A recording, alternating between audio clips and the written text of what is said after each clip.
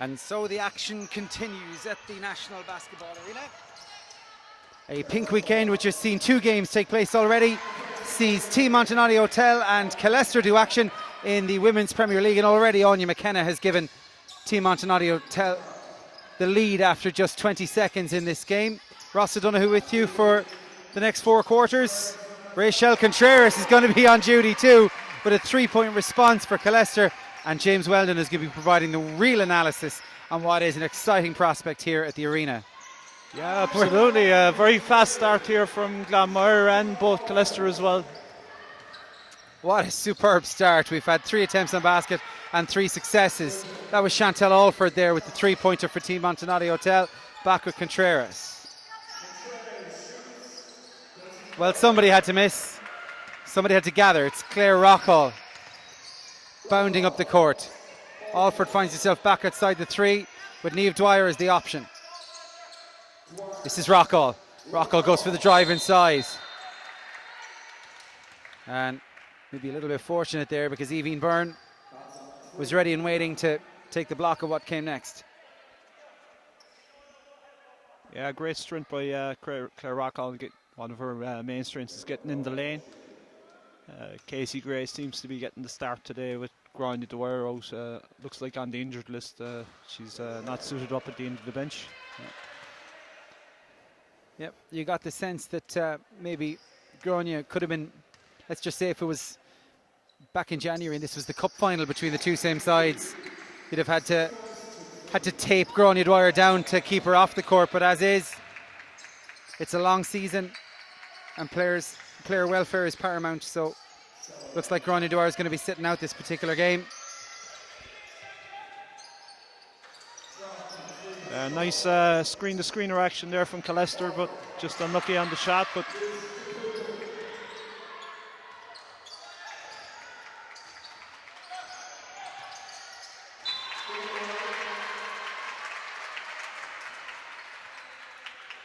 good pressure by Killester forcing the turnover there. Anna Putin working hard inside. Talk to us about the setup here, or what you've seen so far. How are the 2 teams matching up against each other? Yeah, I mean they're pretty like for like. They both have quick athletic guards. 1 or 2 decent inside players as well. Casey Grace is a very good young centre and will do a good job deputising for Gráinne today.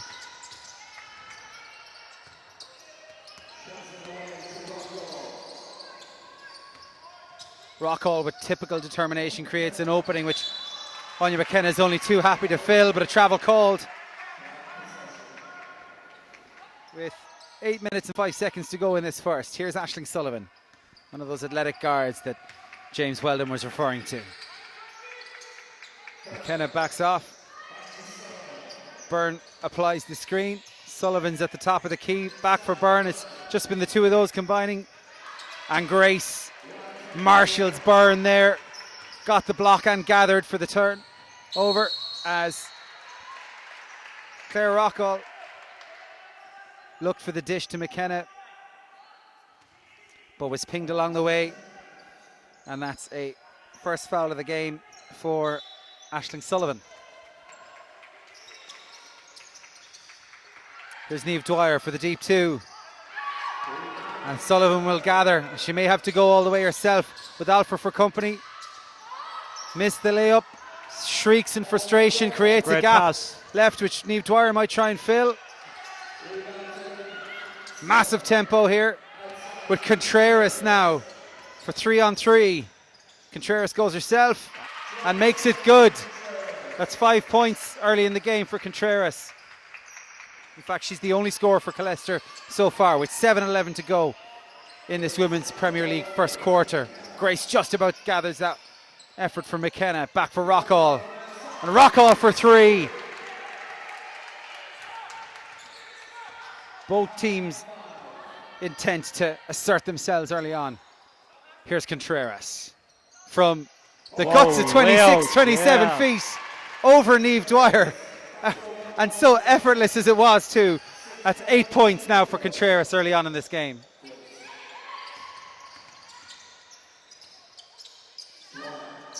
Dwyer having to think about it, Anna Pupin for company around Byrne. Yeah, that's just really, really intelligent play from Niamh Dwyer right there. I mean, on the pick and roll, Killester switched defensively, and Niamh recognised that the post player picked her up and saw her advantage and made the most of it. Again, switching on this. And there's Dwyer for 2, makes it 11-9. I got an email from Sport Ireland during the week. They're doing a book on sport and they wanted to profile the Dwyer sisters. I was asked to put together a list of achievements for both Grania and So Niamh. you had a busy week, Ross, yeah? I had an essay to write, James.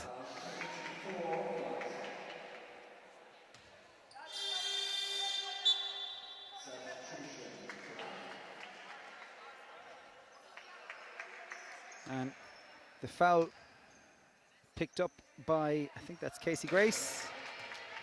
Yeah. So Emma Sherwood takes the Kerry contingent on court, note to 2, Ross.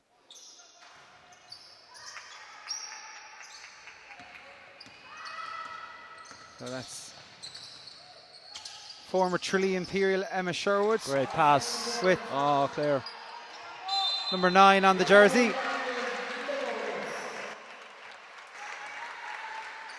It's a great team James play is from testing me on my Montenotte. local knowledge here. Of course, I had to remember that it's Anya McKenna who's from Duaw. Is that right? Absolutely. Okay. Well done. I'm 2 for 2. That'll do. But excellent team play from Glanmire there, Ross. Great feed from Niamh Dwyer to Claire Rockall, who missed the initial layup but stuck with the play.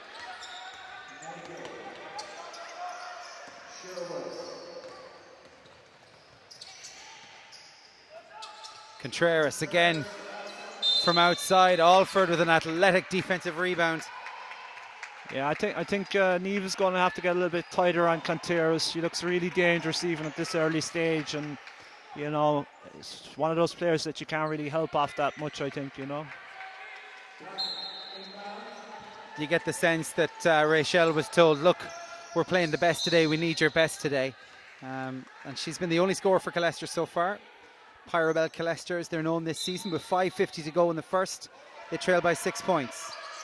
Well, it's early days, Ross. I think Mimi Clark and Aisling O'Sullivan have been fairly consistent all season for Killester as well. And they've picked up some good wins along the way. This one's up for McKenna. And back down for Byrne and Grace to combat for, but it's Rachel on. Niamh Dwyer now. Takes it all the way to the hole and gets Pyrobel Killester into double figures, 10-14. The score.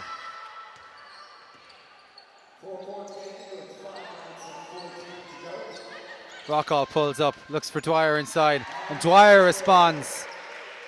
Yeah, that's the second time they've got him on that little flex cut there, might be more advisable to switch that,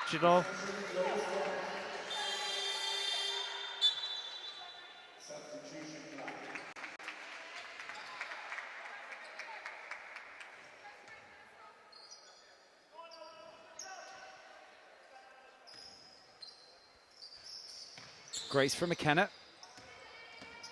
With Rebecca Nagel in hot pursuit. But McKenna makes it all the way to the 3-point line. Grace has to jump to gather that one, and the knock-on effect was a turnover for Aisling Sullivan dispossessing Niamh Dwyer, who finds Nagel, and that one's good. Nice pass from Aisling Sullivan. And again, it's Nagel on McKenna. 5 minutes into this game. There's already almost 30 points up on the board. Oh, nasty fall there for Sullivan. Just had the legs taken from under her. Kind of thing that would win. Bench, Ross here.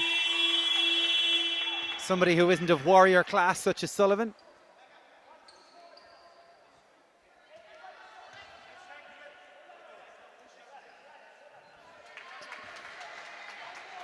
To be fair, I've got a lot of sympathy for Mark Scannell here, because I think twice his player drops to the basket and there was a lot of contact. Oh, it might be the way the referees are going to call this game, being a top of the table clash. But well, after the pink tops we've seen on the referees in the women's division 1, it's they're built for business, not pleasure now at this stage in the afternoon. I think so. And Glanmire going to their bench here.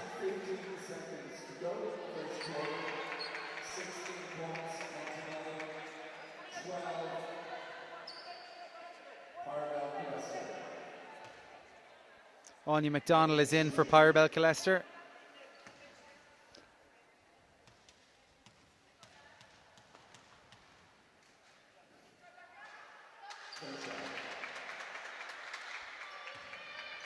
.4:15 to go now, and we're back in play. Possession for Killester through Emma Sherwood. Finds Sullivan and combines again. For Nagel for 3. It's back, and Mary Breen finds McKenna and steps into that one, does Nagel, but she's short on options. McDonald back for Sullivan. Nagel wanted it at speed.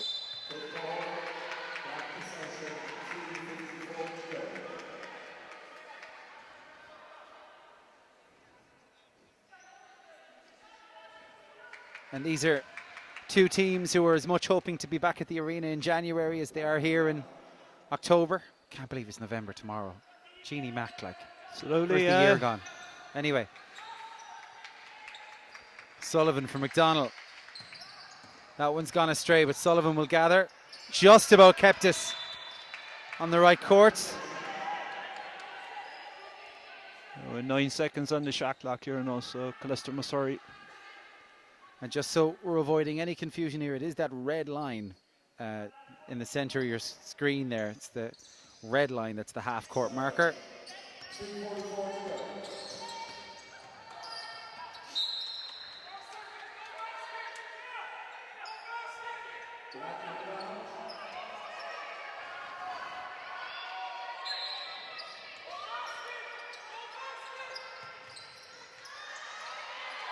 And that's a cheap one. Mark Scannell puts the hands on the hips. But it's clear that Killester are working just as hard, keeping moving on offense as they are on defense. And McKenna probably had too much time there to line up that three-pointer as she tries to get in the way of Sullivan. This is Anna Pupin. Spins inside, good block from Chantal Alford, but it's back still with Killester. McKenna now, bounce pass for Rockall, it just about keeps it in play. Chucks it up, it doesn't make the basket, but does earn the foul. We would think, yep. She heads for the line and the foul is called.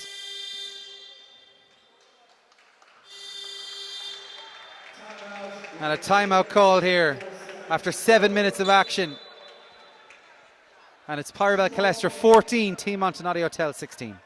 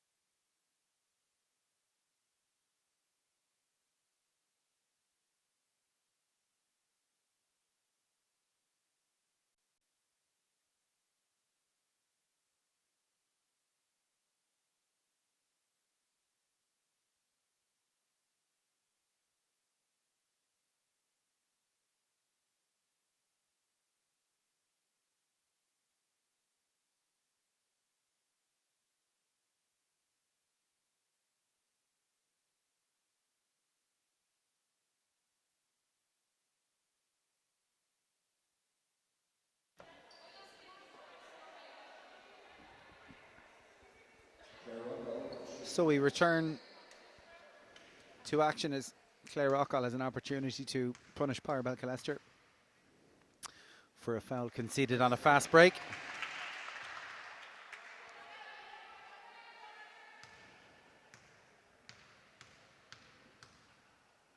Killester ready on the box out. Not that it mattered, as 1 from 2 from Claire Rockall. And a 2-point retribution there for Rachel Contreras, who I think now is on 10 points already in this game.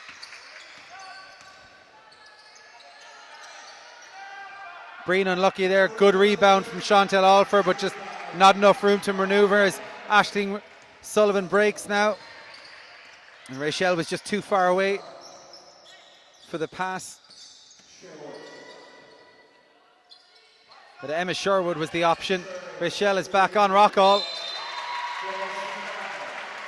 And had to keep Claire Rockall guessing there, so that when the foul came in, it was going to be rash, and that's what it was. 2:24 now to go in the first quarter, and Claire Rockall picks up her first foul. Yeah, this Killester American player is a very impressive player so far. She can just about do everything, you know.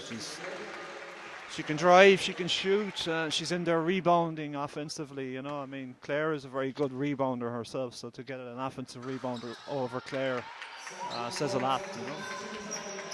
And it brings the size level now. 17 apiece with 2:15 to go in the first quarter. And Rockall tried to sling that one for Sullivan, who plays Sherwood, who has Contreras to her right, but the left-handed finish from Sherwood puts Killester into the lead. And again, it's so early in the game, but when you see what's happening here,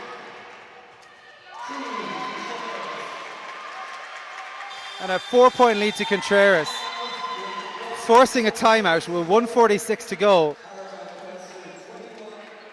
And here's the thing, we all looked at the results last weekend. We saw Team Montenotte squeak through against Wildcats and squeak through against Courtyard Liffey Celtics, and we wrote it off as some kind of anomaly perchance. But is it just the fact that maybe Killester saw that and went, there was a bit of belief from those results, or is there a bit of a glitch in the system with Team Montenotte? Again, we say this after just about 8 minutes of basketball. Yeah, well, I think, you know, to be fair, I think Killester, looking at them today, have a very good team, and you know, with the exception of maybe the Brunell game, their results have been pretty good, you know, and you know, I think they had some travel dysfunctions getting to the parochial hall with 1 or 2 of the cars didn't turn up on time or whatever, but you know, it's a good game so far, and definitely Killester on the ascendancy now, and their ganders up right there, you know.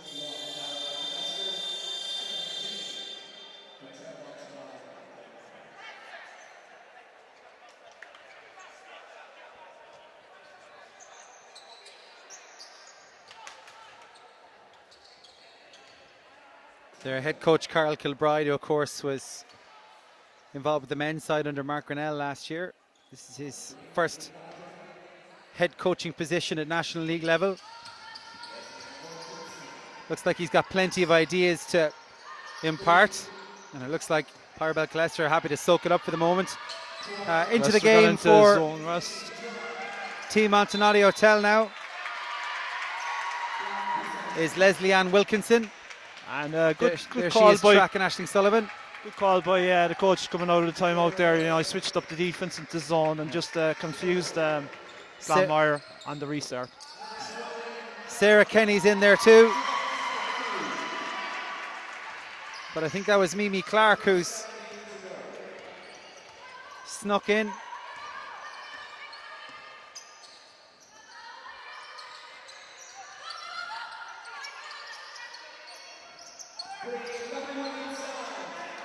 And that's Leslie Ann Wilkinson with a scoring impact off the bench. And very clever pass by Mary Breen.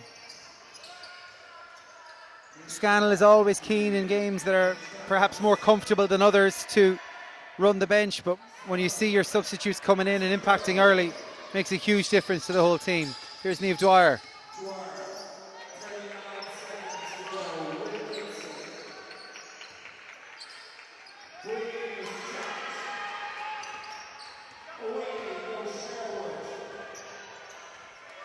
Sherwood now for Byrne. Clark punishing with the time and space afforded to her, makes it 25-19 now for Pyrobel Killester. There's 14 seconds to go in this first quarter. Niamh Dwyer, Amanda O'Regan. 8 now. Mary Breen was trying to find Niamh Dwyer inside, but Aisling Sullivan got in the way. And nobody fancied the 90-foot eye catcher that we'd have put on Vine later on this afternoon.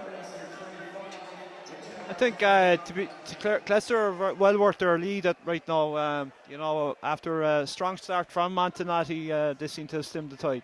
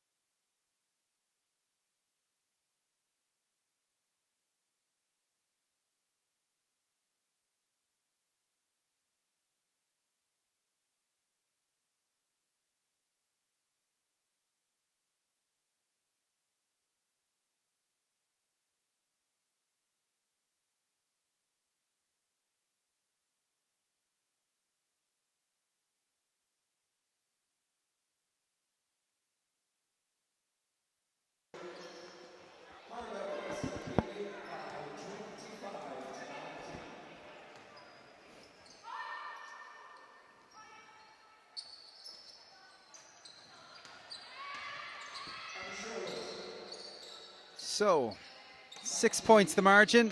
Emma Sherwood in the possession. Scramble from Anna Pupin, but not in time to recycle that ball. And we see another promising Ireland youngster out on court. Aisling McCann made the switch from Temple Oak. Aisling would have been one of the players who could have been in the packed house yesterday evening at the arena for an international cap presentation. Very good move, Casey Grace. I really think that's where Glanmire have to go to. You know, herself and Mary Breen on the inside. You know, Killester don't have too much size. They do have serious athleticism, however, with Rachel Contreras, who got a couple of bites of that cherry. And Sullivan was working overtime to get around Niamh Dwyer and just left the ball after her. As Sullivan moves into position on Amanda O'Regan. Ambitious pass over the top for Sarah Kenny. Sarah again was here last night for her cap presentation. I asked her what the highlight of the season was. And that's a 2 for Aisling Sullivan. Sarah Kenny's highlight for the Ireland under-18s. I may have only caught some of the story, but it involves some kind of spaghetti bolognese and a trip to Kerry.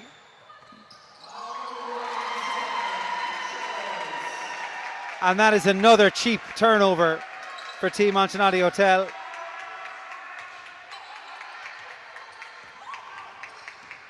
Who now trail by 8, and it looks like Niamh Dwyer is taking this one upon herself to bring herself back into the game. Probably wasn't the best time to tell the spaghetti bolognese story. No. No. She mightn't thank you for that, Ross. But no, Sarah's a very, very good young and up and coming player. That's for sure. She had a huge game 2 years ago there in the cup final against us, and you know, she's definitely one for the future.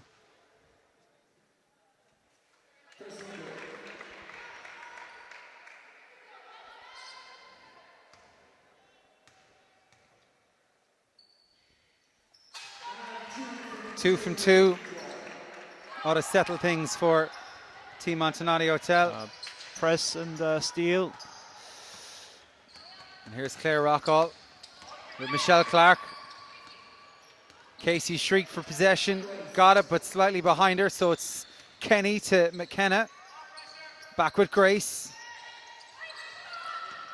McKenna thinks about the three, goes for the scoop. And Sarah Kenny swings at that, but can't keep it in play. The gap is still 6 points. Aisling O'Sullivan getting her first breather as well for Killester. You know, she's a very, very important player for this Killester team. And a very capable replacement. And if that's a superb block by Casey Grace. She'd no right to make that, given how torn asunder Team Montenotte Hotel were on that particular break. Instigated by Aisling McCann, who's out on McKenna now. But it has set up an opportunity for Claire Rockall. Soft hands don't always mean baskets, and it didn't on that occasion. Yeah, I mean, Claire Rockall has just done so many things right at the moment, just not finishing and rewarding herself for the you know, the good drives and the open looks, but sure that'll come. Mimi Clark in the corner for Pyrobel Killester. 7:14 to go in the second quarter. Evie Byrne looks for the bounce pass for Nagel, who can eventually gather. Looks like she might go for McCann as the option. Instead, it goes inside for Sherwood. Big basket for Pyrobel Killester. 8-point lead now for the Dubliners against the reigning champions. This is, of course, the reprisal of the Women's National Cup final, which for long periods of the game, step back effort there from Sarah Kenny. Looked like it was going the way. It was going to be a tight one, but Glanmire just, with a second half blitz, made the game their own. But they didn't have to come back from 8 points down to do that in what is their first trip back to the National Basketball Arena since then. 6:40 to go in the second quarter. Rebecca Nagel and Chantel Alford is back in, and she'll be needed on defense, unless of course Casey Grace can single-handedly keep Pyrobel Killester at bay, which she does. For Rockall's drive, for Niamh Dwyer's three. McKenna picks up the offensive rebound. Looks like she's got a long way around to find Rockall. And Gets the roll. it wasn't pretty, but they all count.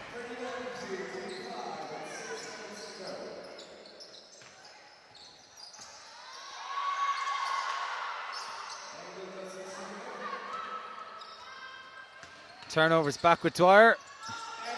Excellent move. Excellent move and good improvisation once she got off the ground to keep the hand low until the last possible minute and still get some kind of torque on it to bring it up and into the basket. But her team trails by 4 with Killester in possession, and a deep 2 for Rebecca Nagel. Has it back out to a 2-possession game. Here's McKenna on McCann. Grace, too far from basket for her liking. She heads into the post. McKenna moves around. It's back with Grace. Limited on options. Wants Chantel Alford inside. Finds her. And Alford duly responds. And there's a bit more of a rhythm to the offensive play just going of to say, Team Ross, Montenotte Hotel. they've certainly found their rhythm, but defensively, though, they've been quite disappointing. I think Mark will be disappointed with, you know, how easily they've been beaten on backdoor cuts, and just basically kind of Killester were getting whatever they wanted there for a couple of minutes. So they need to pick up the intensity there. Yeah. The individual defense was good in terms of challenging for rebounds and a couple of blocks in there, but just a bit of a systematic failure there at the moment, you might say. Yeah. Here's Emma Sherwood to Byrne. Quick hands, set up Rachel Contreras, and that is basketball at its most effective. Means a 7-point lead for Pyrobel Killester. Alford for 3. O'Sullivan will break. Bounces for Nagel. Byrne was moving inside. Sherwood absolutely fires that one at Contreras, but Contreras has the hands to hold on to it, and Dwyer goes all out to get the stop in.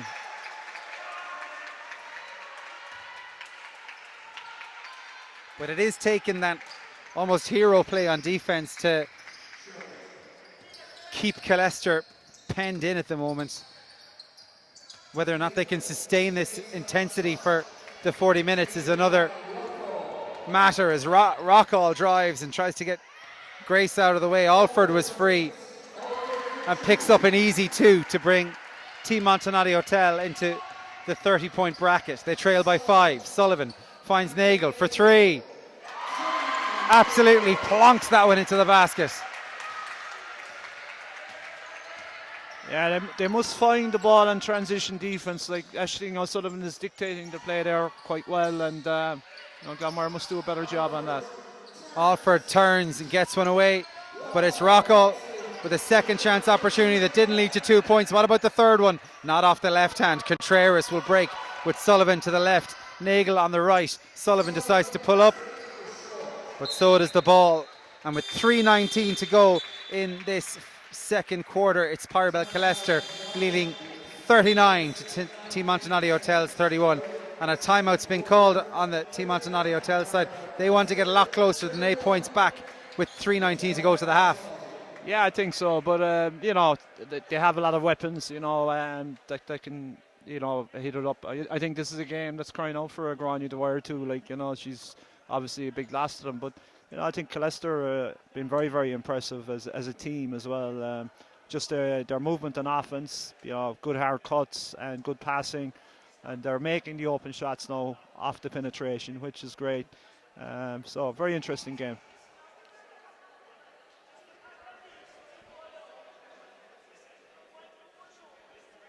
Game 3 of 5 today. Apparently I'm not allowed to commentate on the next one.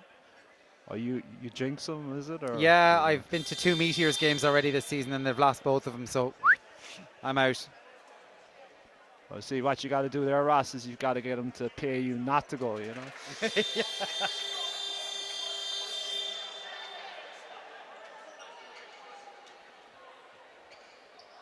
And certainly no loss of focus from Pyrobel Killester, and no opportunity to sit on their lead either. They're back out there and ready to go for what will be an interesting conclusion to this half. Can Pyrobel Killester consolidate? Can Team Montenotte Hotel catch up? McKenna finds Dwyer, even though it may not have been the intended target. Mary Breen back for McKenna. Finds Breen inside, bounce and shoot. Breen will be happy enough with this. Yeah. Certainly wasn't a clear scoring opportunity.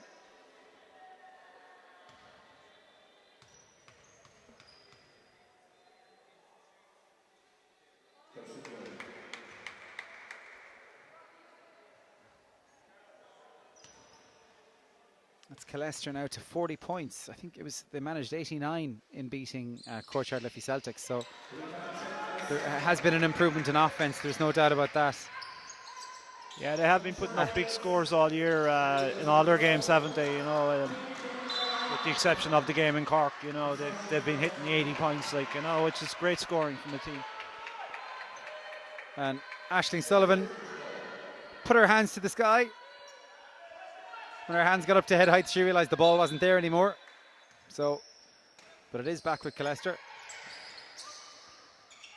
That one went way up there from Contreras, but it's Alford who'll break and find Niamh Dwyer, who always have options, one of which was Anya McKenna on this occasion. Niamh O'Donovan gathers under the basket to find Sullivan. And such was the effort for Killester to get up court, they nearly left Sullivan isolated. And it allows Niamh Dwyer to break. She has Contreras behind her, but I think Contreras didn't want to concede the foul there. Probably a clever move by Mark Scannell, putting Claire Rockall onto Contreras, or maybe it was just for the one possession. Claire's got that length, to cover better. Yeah.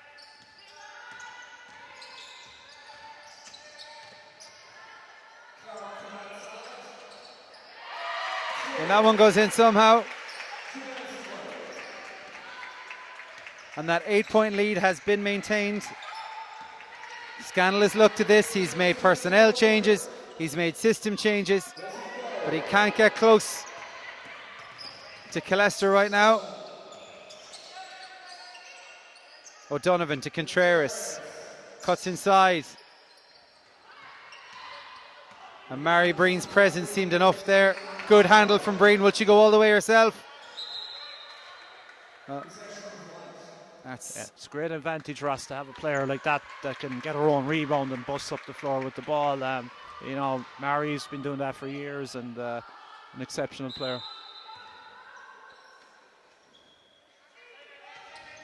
Dwyer.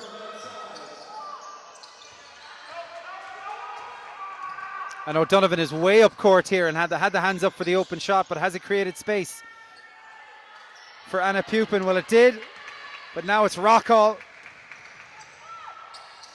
And too much gas on that one. Niamh Dwyer gets the hands in and burrows for the ball.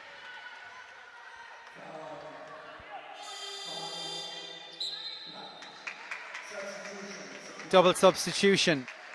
And a much needed break for Sullivan and Contreras. Now that's an interesting one with a minute to go and an 8-point lead. He's put the faith in the squad and says Killester can maintain this going into the half. Yeah, that's probably not a bad call because you're looking at an extra minute break now at halftime, so we give them that extra bit of a long rest because they probably won't get too much of a rest in the second half, I would think. Great work there from Niamh Dwyer. Makes it 36 now for Team Montenotte Hotel. There's 51 seconds left in the half and it's been turned over, and here's McKenna.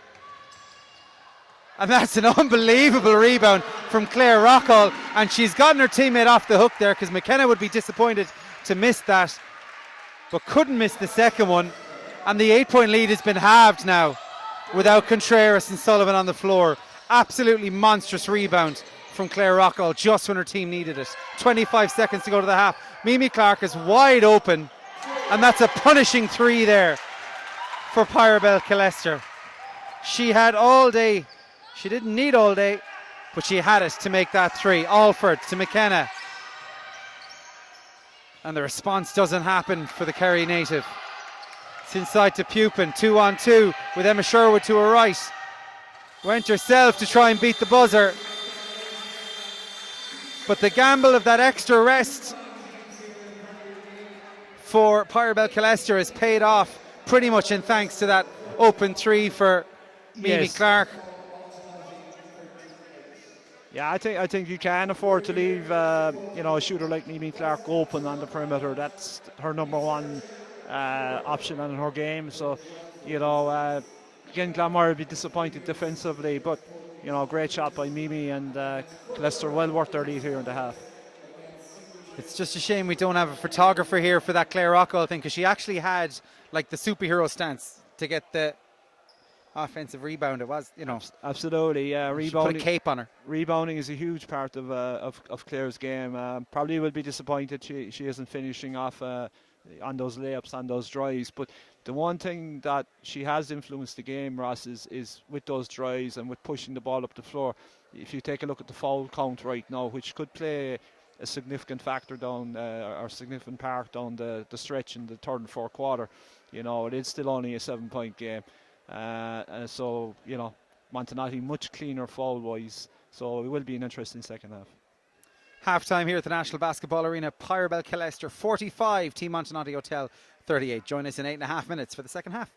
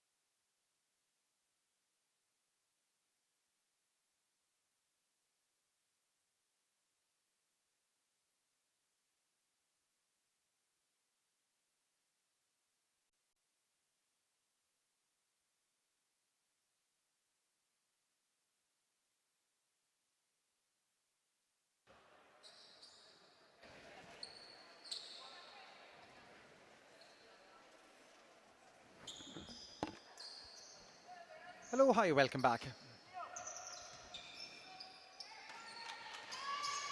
Third quarter underway here with Team Montenotte Hotel in possession but in arrears. Mary Breen creates an opening for Chantel Alford.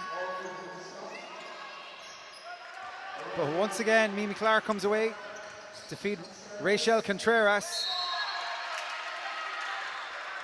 And a clean swipe of the ball there on Niamh Dwyer. Yeah, it's exceptional defense again from Dwyer. You know, just didn't rush in and just waited for the perfect moment to get her hands on the ball. She was delighted with that and gives Chantel Alford a chance. Here's Mary Breen again. She's been on the ball a lot between the fourth quarters. But Anya McKenna won't thank her for that pass. Breen this time at the top of the key, 4 seconds on the shot clock. Alford aces it with a deep two. Yeah, very important shot there for Glanmire.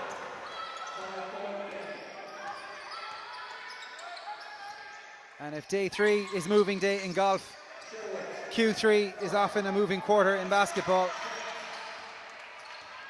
And let's see what Team Montenotte Hotel can do through Claire Rockall.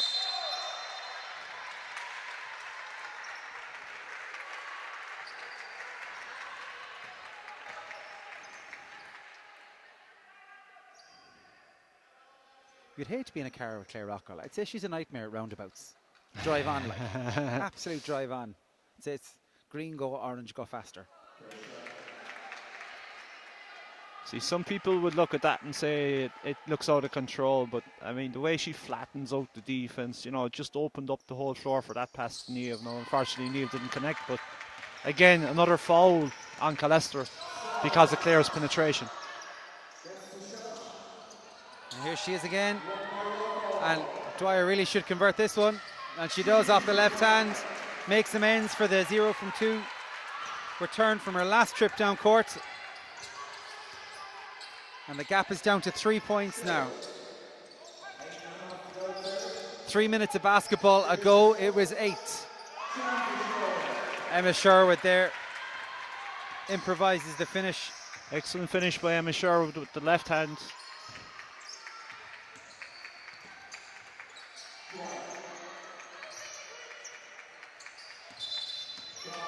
Travel called. And it's obvious, you know, certain players favour certain hands, but in a game like this, and there has been a fair degree of intensity in this game, you just don't get a choice. You just got to. Oh, absolutely. But Emma is a very skillful player with both hands, you know, and at this level, like you've got to be very strong on going either way because you get found out very quickly otherwise. The pass inside to Sherwood was good. The opportunity for Clark is there. The opportunity from Clark is taken. And 50 points gone up now from Killester, and that lead is back out to 8. Really focused performance from Pyrobel Killester. They do look like they want to stay in this game for the 40 minutes.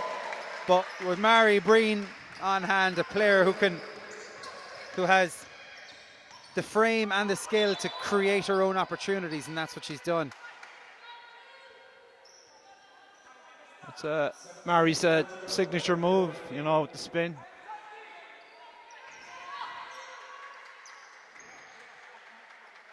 What's your signature move, James?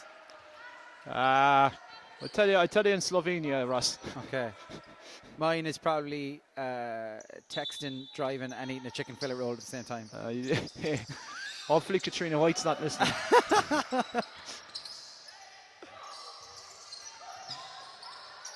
Oh, great stuff from Emma Sherwood, but she wasn't happy.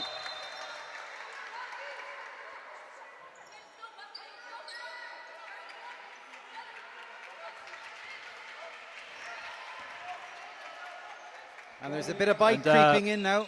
Sorry, James. Killester's American, and player just picked up her third foul there. That could have a big bearing on things. Yeah, definitely one to watch.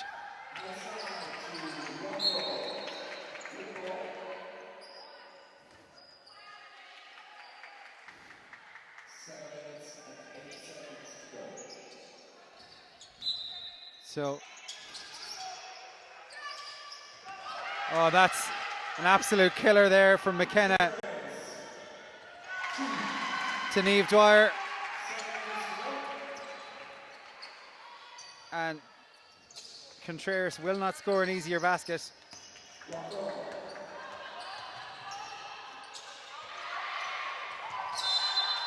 Oh. Talk to me, Goose. Well, that's number 4 on Contreras now, which is huge. And the frustrating thing about that, it was on a loose ball foul. You know, a lot of coaches say, like, you know, don't have 2 in the first quarter, don't have 3 in the second quarter, you know. Now she's on 4 in the third.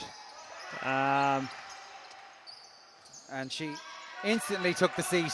And I would always say to the players when I take them out on that is that I trust them, but I just don't trust the referees. Yeah. 6:33 to go in this third quarter of what's been a humdinger of a game of basketball. Now, to be fair, Glanmire, with the exception of that last layup, had got the measure a little bit on Contreras since the opening quarter. But, you know, like, it's been Killester's Irish players that have stepped up, you know. Mimi Clark with an excellent move there. And the bonus. She got the basket, fantastic, but took contact to the face there on the way up.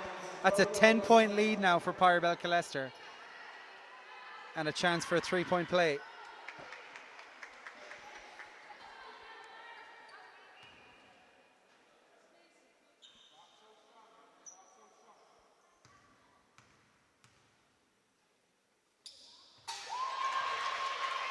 And recovers from that, and there's a lot of pressure on Glanmire. And Niamh Dwyer is disappointed with that, but will go to the line. Yeah, she held it that extra second looking for the contact, and you know, sometimes when you do that, you do end up not making the layup. But it's a pretty solid free throw shooter. You've probably cursed her, you get that, yeah? Oh, no you haven't, you're all right. And Emma Sherwood moves to 2 fouls.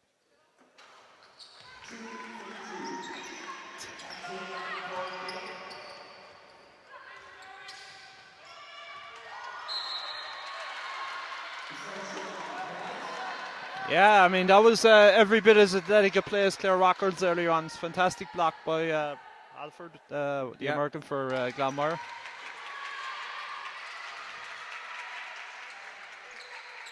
Came to Cork with a big reputation, being a standout player at Boston University the last number of years, where Clodagh Scanlon attended school, and Rachel Vanderwall went to school as well in Boston University.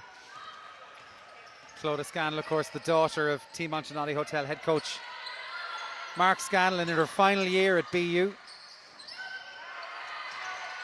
There's Claire Rockall. Excellent pass. Breen has been putting in a big shift under the basket today.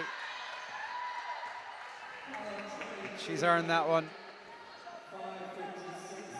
Great to see Mary back on the court again this year after coming back last year. Had some major back problems, I think, the last number of years, but looks in great shape. Another one of the team who were involved with the Irish senior international side in 2009. One of only 6 surviving players currently involved from that very last squad that were involved.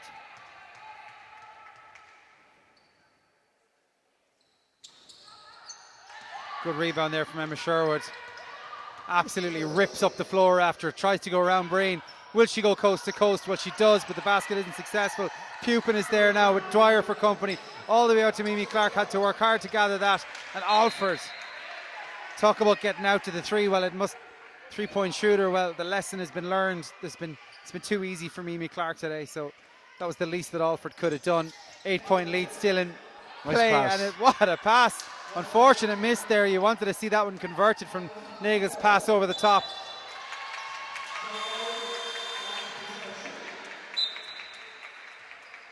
And a disappointing mistake there after a inch perfect pass from Niamh Dwyer. This is an interesting junction here now, because like just before the end of the quarter, both the American for Killester and Aisling O'Sullivan off the court at the same time. And it is the same now with Aisling McCann, the under 18 international. Well, I think that answers that, Ross. that's an okay replacement thus far.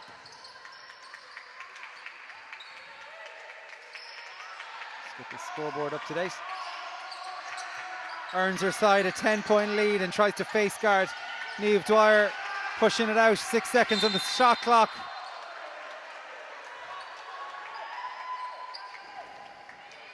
And Rockall is just one of these really naturally positive people, so she's trying to keep the good vibes flowing on the floor. Yeah, and Killester now on team fouls for the rest of this quarter, which is half the quarter, so there's a long way to go here. I'd like to see Glanmire get to the basket a little bit more. Like they're running this flex offense and they seem to be passing around the perimeter quite a bit. Anna Pupin on 3 personal fouls takes a seat. And I think it's Byrne that's in for her. And good call on the press here. Yeah, automatically puts Sherwood under pressure. She recovers well, takes a beat. Well, maybe we were not kind enough to Mimi Clark earlier on when she punished the time and space she had. She's having one of those days where she doesn't need that much to do it. It's now 60 to Pyrobel Killester. Team Montenotte Hotel 49.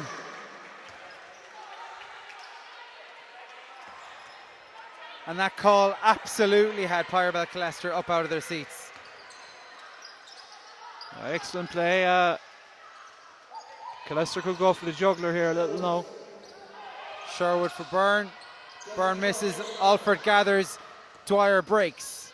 Amanda O'Regan settles herself from 25 feet out. Superb rebound there from Mimi Clark.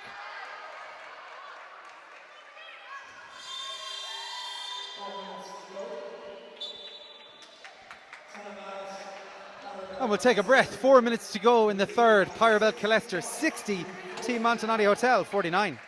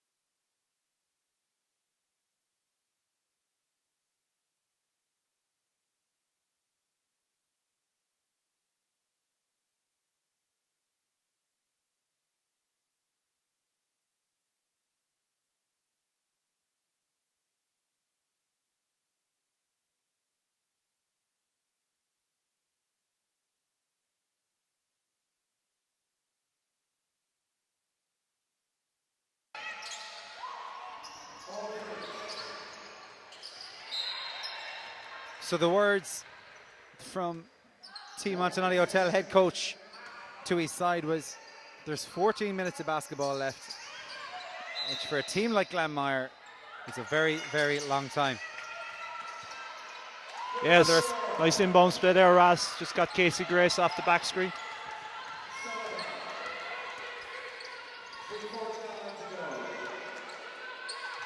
Glanmire now in the zone, Ross. Goes over, Niamh Dwyer gathers. Alford steps in for 2. It's in and out. Crash in there was Aisling McCann. An uncompromising play from Claire Rockall. But it's possession black. She's just going to have to dust herself off and keep going. And McCann and Sullivan on court at the same time now. Here's Rebecca Nagle. Inside to Byrne. In the corner. Sullivan for McCann. Drives up deep. Alford got a hand in there. It was enough. It was just enough. Zone is giving Killester a little bit of trouble there now in the last two possessions, which is kind of ironic how well they've been shooting the ball. Should look at maybe Mimi Clark out of the game too, you know that. And Rebecca Nagle is dying for this one. She gets it, but steps out of play. It's very, very common play for players in the corner. You know, it's just a tendency to step back when you catch the ball. Almost disappointed to see it swish after it left her hand. Claire Rockall now. Player who's very comfortable taking on the press. Good defense from Aisling McCann. Attentive play on Niamh Dwyer. Rockall went for the drive off the left, but it's back with Killester. 2:50 to go in this third quarter. Sullivan ghosts up the right hand side and feeds Rebecca Nagle, but it's back now with Glanmire. Claire Rockall was well marshalled by Aisling Sullivan, so there wasn't an option there for Dwyer to feed her, but it is Rockall back with the ball. Well, she was back in possession just without the ball. She left it behind her, and it was Sullivan who picked it up. And this time, Nagle steps back without stepping out of bounds, but without making the basket. Rockall takes on Aisling McCann, goes inside her, will feed Amanda O'Regan. And even Byrne gathers to feed Emma Sherwood. Advances into the half court and feeds Sullivan. Pretty hectic pace, but you know, Aisling O'Sullivan gets control here and takes the ball under her arm and just slows Killester down. Sticks a leg in it, as you'd say in football.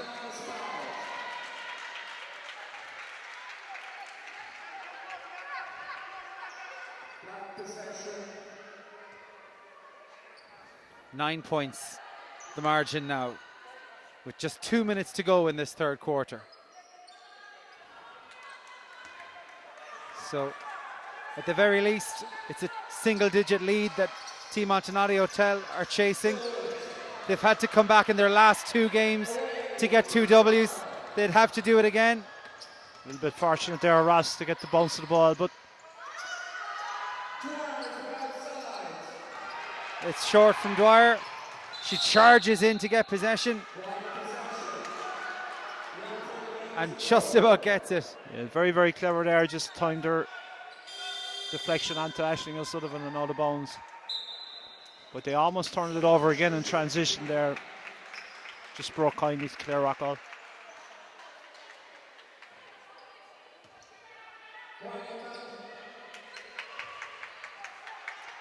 Casey Grace feeds Niamh Dwyer.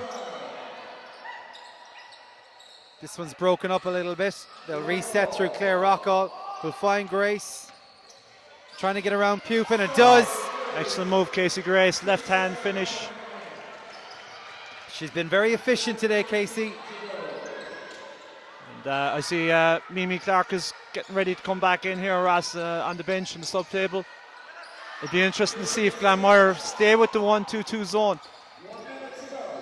And it was Casey Grace's deflection that set up this opportunity for Claire Rockall.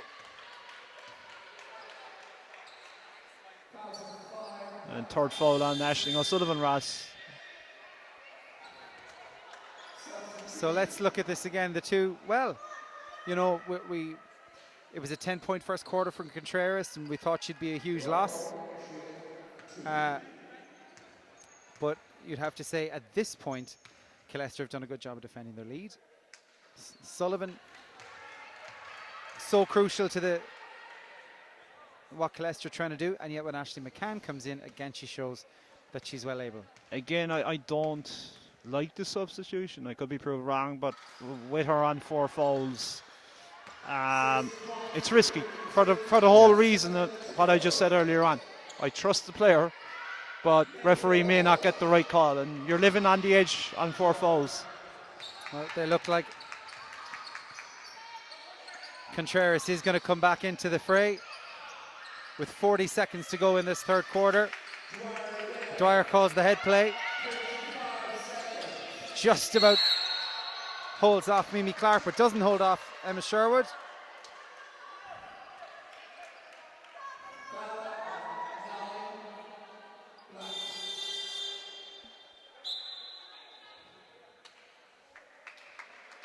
And that's Emma Sherwood moves to 3 fouls as well. So there is an element of contrition to the Killester style today. Niamh Dwyer makes her 3rd successive free throw.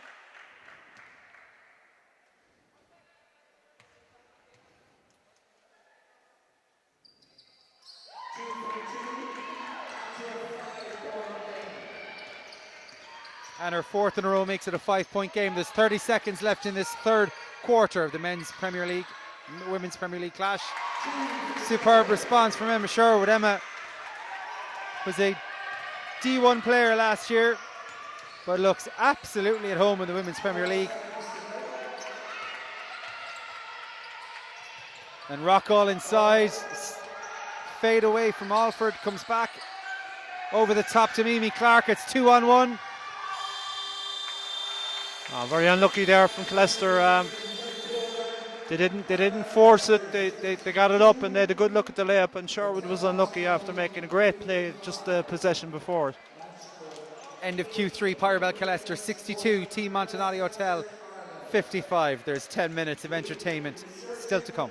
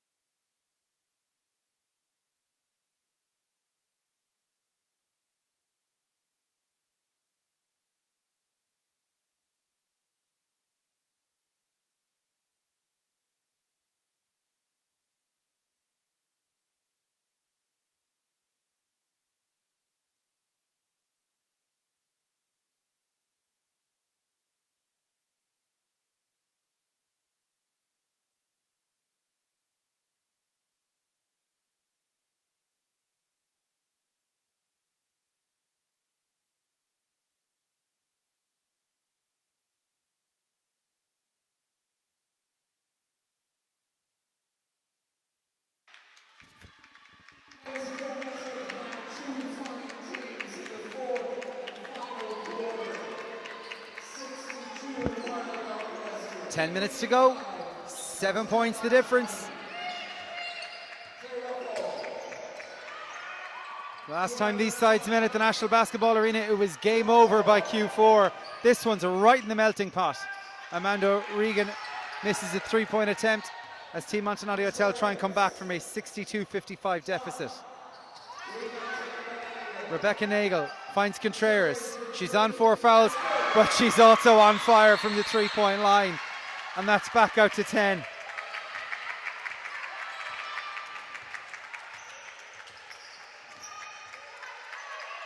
And could we have what on paper would look like an upset, but after 31 minutes of basketball, you'd say that this scoreline is pretty much on form for the game that we're looking at. It's been a very good game, Ross, and 2 contrasting teams, but I just think Killester are definitely on the ascendancy. Montenotte look a tiny bit tired now at the moment. They've been chasing almost the whole game, so it's certainly with Killester at the moment, momentum, and with Aisling O'Sullivan to come back in.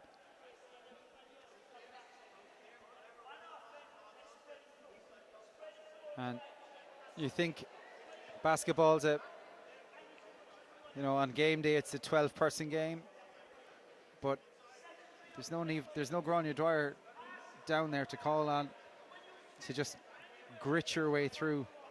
And they have called on the likes of, Sarah Kenny has come in, and Hannah McCarthy has come in, and a couple of the other younger players, Leslie Ann Wilkinson. has been in, but what they need now is a game changer. Yeah, and Grania is that type of player, you know, and in games in the past when I've coached against Glanmire, you know, in games that it looked like we were going to win, you know, Grania's been the one that's going to drag them, you know, through it, like, you know. But look, there's lots of other leaders on the floor, you know, and still a long way to go, but like I said, Killester definitely on the ascendancy and playing with a lot of confidence. Niamh Dwyer made 4 3-pointers in a Q4 against Meteors just a couple of weeks ago. Maybe that's their route back into this game, but they trail by 10 with 9 minutes to go. And a Killester side who show no sign of fading. Anna Pupin gets a second bite. But all she can get out of it is possession.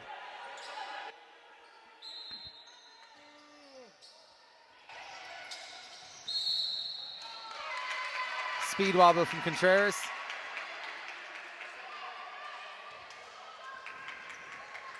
The ball is still down the part of the world where Killester are happy for it to be.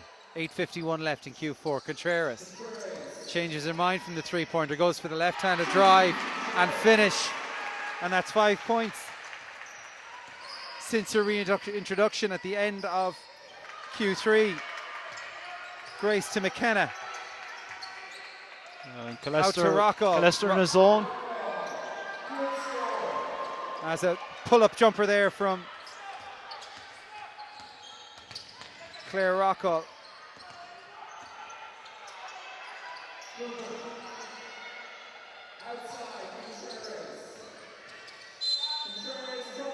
Good drive again by Contreras.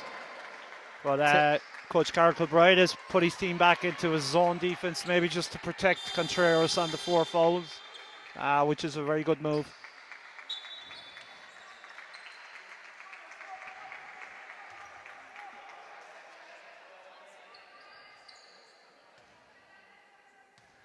Of course, Killester didn't have an American at this point last season. It was pretty much just in time for the Cup campaign that they were able to bring in Robin Murphy and Olivia Lee.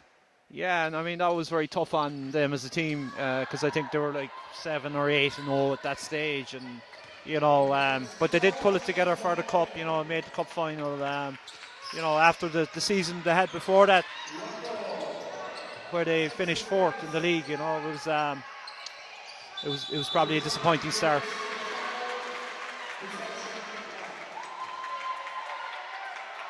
And there's 7:55 left now in Q4. So I should probably say Q4 on the screen, and it does. 10-point game. Contreras. Now, let's see what happens next.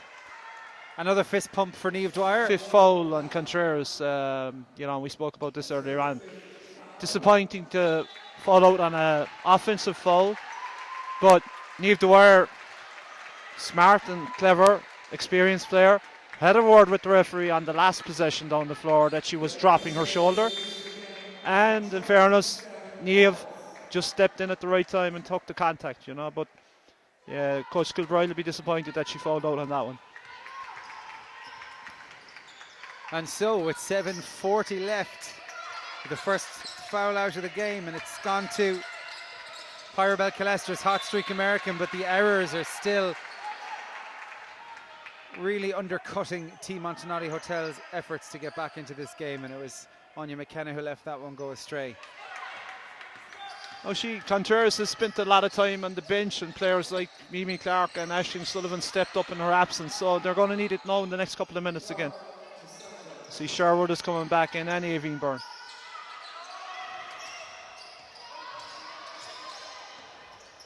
McKenna cuts in search of Niamh Dwyer. And Ashley McCann just got a hand in the way and just did enough. Mimi Clark gets the rip.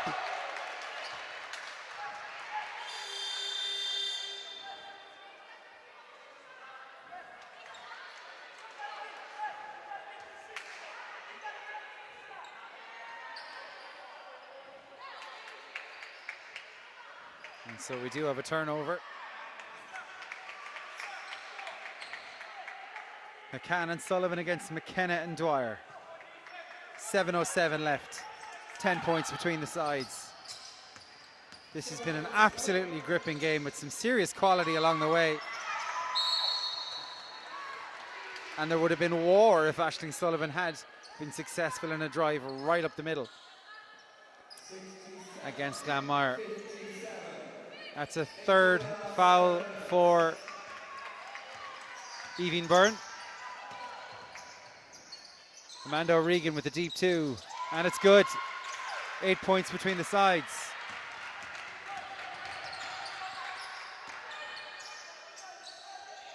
McCann for Sherwood. There was hands on that from Amanda O'Regan. And this time it's the Team Montenotte Hotel substitutes bench that are up on their feet. They'll cheer whatever they can at this stage. There's 6.5 minutes left. Glanmire have been coming back in games, but they haven't been coming back from double-digit deficits. Swung out for Niamh Dwyer. Steps back for the three. Should still be blue ball. It's not.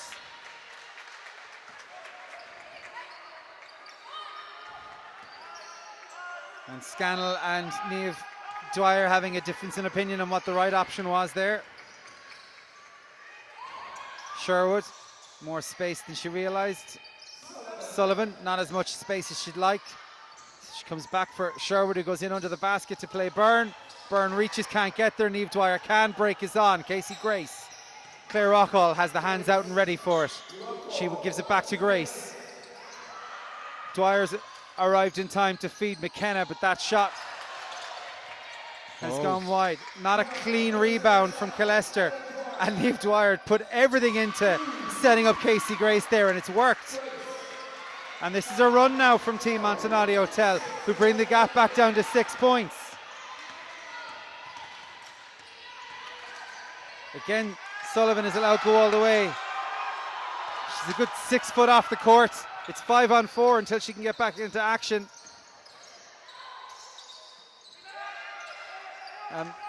That's a bit of a let off for Sullivan, although her slowness to get back into the game is suited here because it's provided the outlet. But it's back again with Glanmire. McKenna. What a pass inside to Niamh Dwyer, who's crowded out of it for Amanda O'Regan. Rainbow three. Comes back. You just can't take your eyes off this. There's 4 minutes and 50 seconds left. Here's Aisling Sullivan. Another bounce pass inside. This time it's Evie Byrne. That's three, don't want to be critical of a young player, Ross, but that's 3 possessions in the row there now where the ball has ended up with Evie Byrne, and you know she hasn't caught the ball the last 2 times, and that time she got the ball jammed up. You know, so maybe I don't know. Does he go back with Putin for a couple of minutes again, just to give Evie a break? Maybe she looks a little tired as well. It's a crucial time in the game here now, 2-possession game. Thing about Glanmire, they're never beaten, Ross. You know, it's they'll keep fighting till the final buzzer. 4.5 minutes left. Claire Rockall sends Mimi Clark back a step. The crowd don't like it, but the referee's okay with it. Emma Sherwood on the drive. She's a long way out from the basket for that kind of shot, but it does come back through Mimi Clark. That was a good play by Clark again, staying with the play and not giving up, and you know, a good push by Sherwood. Sherwood has certainly adjusted to Super League very well from Division 1 last year. And already looks very much at home in the Killester setup. Another Kerry footballer, Ross. We'll just go on a default level, I think, with that one, you know.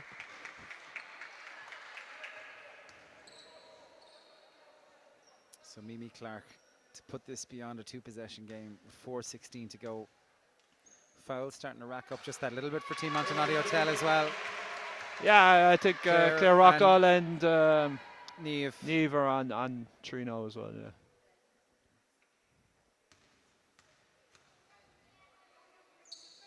Well, that's just a great time to hit 2 from 2. to put the gap back out to 8 points. Hayley Lenihan is in the game for Team Montenotte Hotel. Pass. That was her. That's a superb finish there with the wraparound from Mary Breen. So where's the stop going to come from? Claire Rockall can consider herself lucky there that the ball is still alive.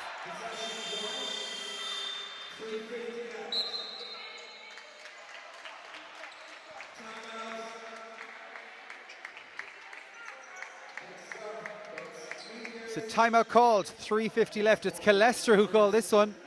Yeah, I had a good time over Ross. I think, this is just an important position coming up here and at a crucial time in the game, and he has another timeout to give, so just gives the players on the court a little rest and just settles them back down again.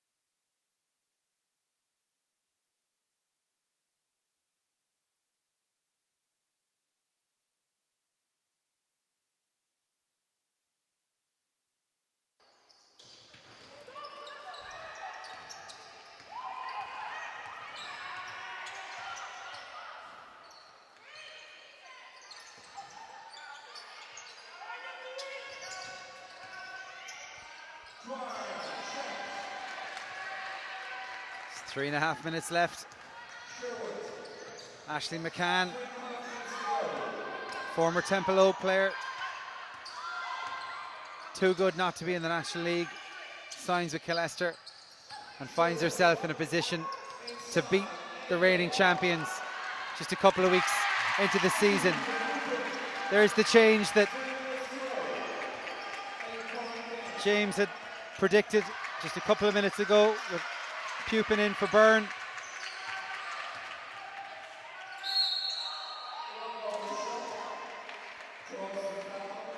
Sherwood now on 4 as well, Ross. It's about a bit of management now down the stretch. And it's plastic chairs, both for squad members and supporters alike, so it is very much squeaky bum time with less than 3 minutes to go.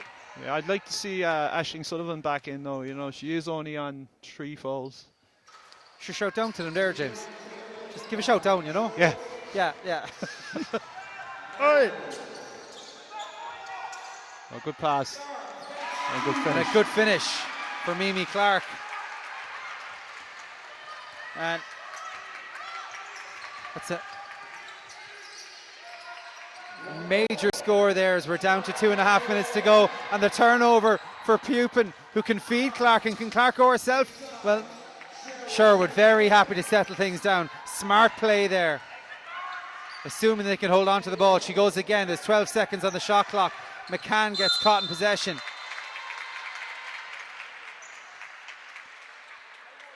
But gets rescued by the referee's whistle. She was just getting jammed up there.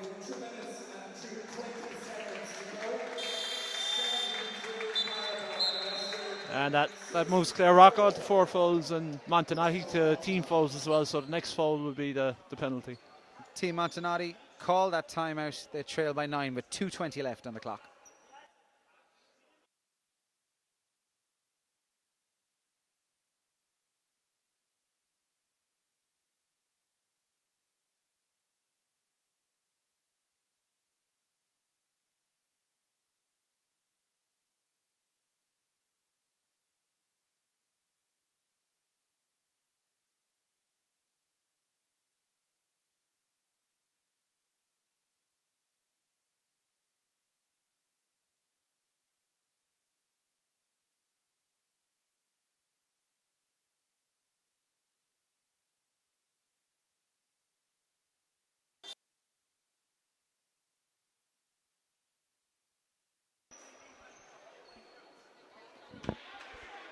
the call from Mark Scannell to bring this game back the way the Cork side. They want it. They want stops and they want direct offense. They just don't have time for anything else at this point, you'd argue, as they trail by 9.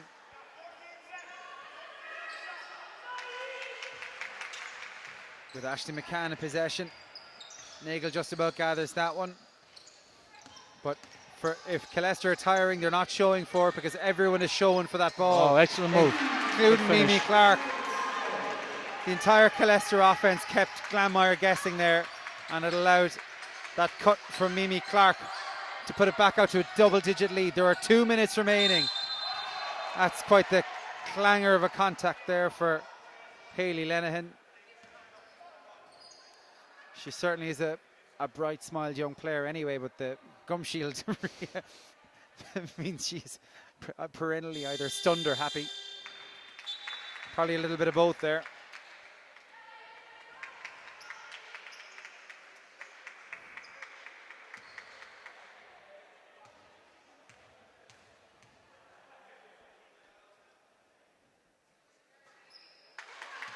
Just off with the first, 1:57 to go.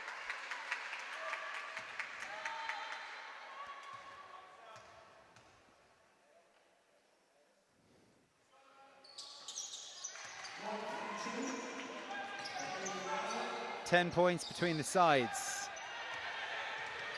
But a quick transition offense from Killester. It's Mary Breen, and this is the direct play we're talking about. Niamh Dwyer,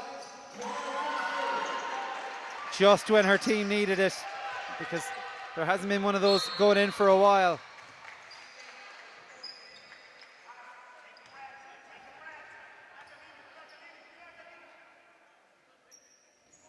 But to be fair to this Killester side, they built their lead and they have been fending off Team Montenotte Hotel for the guts of a half an hour now. Yeah, you have to give them great credit, like, you know, I mean, to lose a very impressive American player very early in the fourth quarter, you know, when the game was still in the balance, like, you know, and Mimi Clark has shown great leadership today. Also, Rebecca Nagel has done very well, and like you said, this young player Ashley McCann certainly has stepped up to the breach.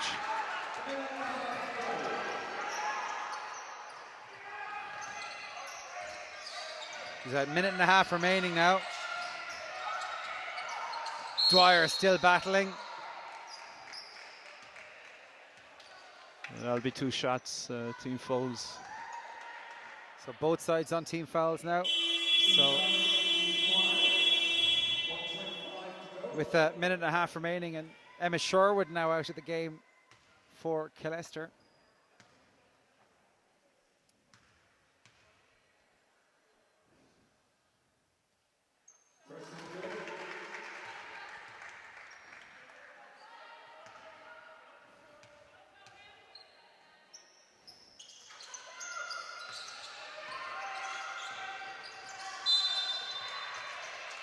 I think we could be in for, you know, there might only be 82 seconds of basketball left, but it might be a while in coming with both teams on team fouls.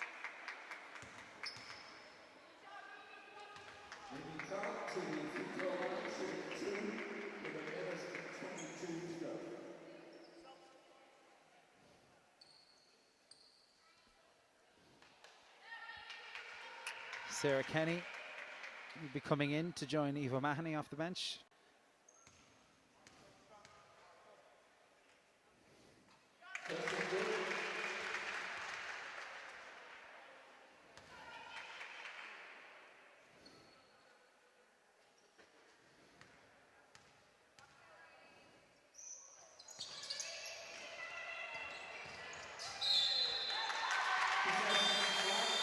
Possession for the orange and black of Pyrobel Killester. Mary Breen comes off.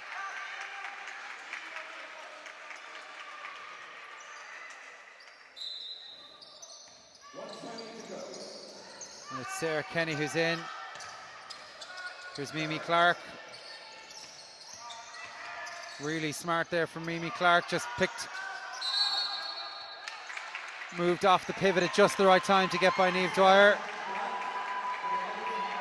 earns her side possession. 71 seconds left. 9 points in front.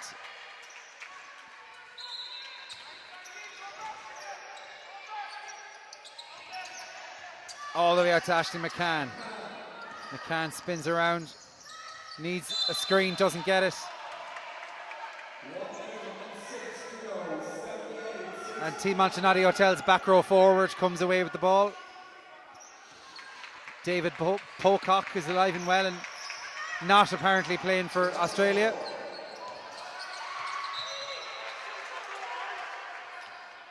Yeah, of course, kind of frustrated with Hayley Lillen not taking the shot there. They need some 3-point shots, and I think that's why she's been put in the game. And she passed it up. She is a perimeter shooter. There's no doubt about that. Eva Mahoney the same. But there's the one player that could get them out of trouble. She scored the last 6 points for her side. And one.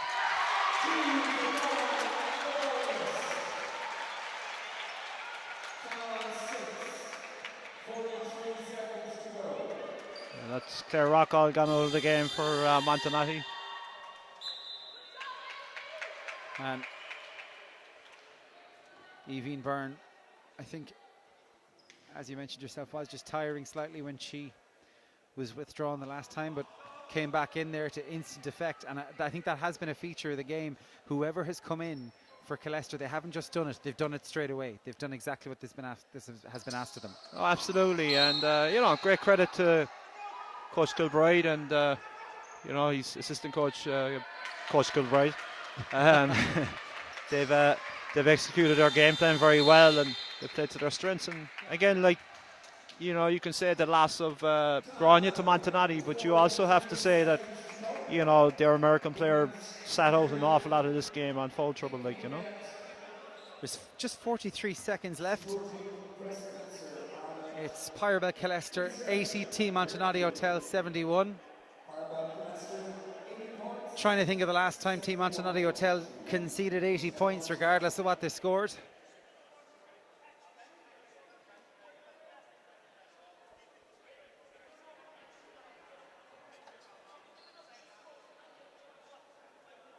The most they've conceded to date this season.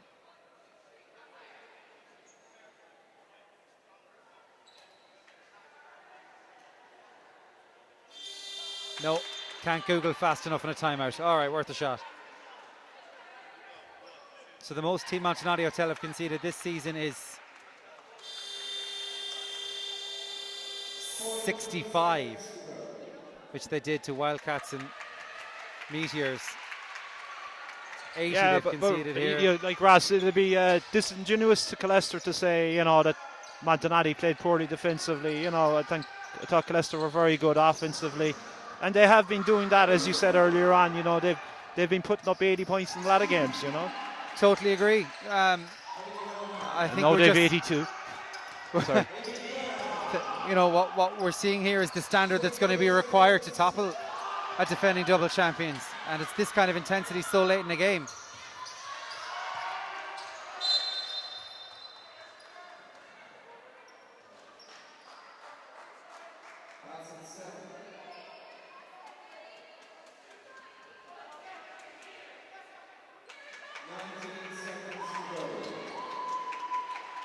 There's just 19 seconds remaining in this game.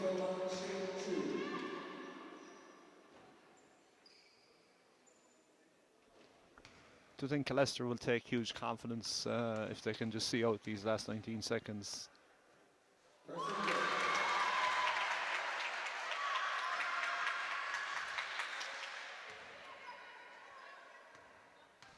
And and Glanmire will take positives too. They do have Grania Dwyer come back, and as you said earlier, Ross, it was that type of game where you needed a Grania Dwyer type character. The game changer never arrived for Team Montenotte Hotel, which means that with 4 seconds left in this game, they're happy to just swing the elbows and confirm the win. And if all you ever see from this game is the final score result, you go, oh, that's an upset. If you've been with us for the last 40 minutes, you'll know it's been anything but. Final score here at the National Basketball Arena, it's Pyrobel Killester 82, Team Montenotte Hotel 73. Your final thoughts, James? Yeah, I mean, I thought Killester were excellent today. Really stuck with the task even when the pressure came on. And yeah, I mean, you'd have to look at them as kind of serious contenders now to push a couple of teams in the cup, and they'll take great confidence. And if they can build on that and get some momentum going into December when the quarterfinals are on, it's going to be a very positive season for them. Thanks very much for joining us today, James. Your company very, very much appreciated. Stick around if you're watching the live stream this evening. There's still 2 more games to come this evening, where you can look forward to the half-5 game between Meteors and Portlaoise Panthers, and Courtyard Liffey Celtics and Singleton SuperValu Brunell facing off at half-7. Thanks a million for joining us for now.